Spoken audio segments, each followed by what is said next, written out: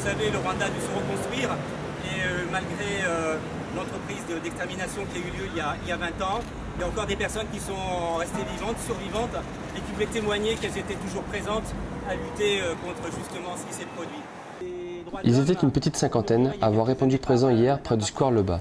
L'objectif, conserver le souvenir d'un épisode qui a marqué bien plus qu'un pays.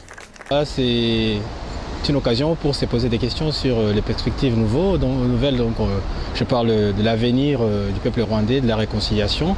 Pour rendre hommage aux victimes, le collectif des Hommes Debout et le plasticien Bruce Clark ont choisi l'art et la peinture. Rester debout comme ils ont choisi comme thème, pour moi, c'est quelque chose qui montre qu'il y a les gens qui sont toujours là, qu'on ne peut pas éliminer les gens soi-disant parce qu'ils appartiennent à une ethnie ou quoi que ce soit. Pour ne jamais oublier, la LICRA œuvre pour une sensibilisation du plus grand nombre dès le plus jeune âge. Je pense que toutes les manières sont bonnes.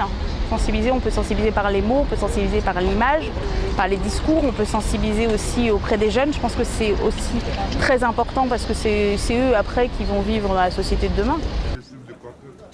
Dans le cortège, on se posait encore de nombreuses questions, notamment sur l'application de la France.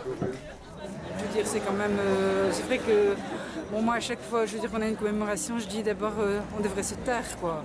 Je veux dire, c'est tellement bouleversant que c'est d'abord c'est l'horreur. Hein, ce sont les extrémistes Hutus qui ont perpétré le massacre. Mais d'après tout ce qui est dit, si les puissances occidentales et notamment la France, je veux dire, avaient voulu, ça aurait pu s'arrêter beaucoup plus vite, quoi. L'art ne peut donc pas tout, et 20 ans après, la justice française commence seulement à inculper les génocidaires devant les tribunaux.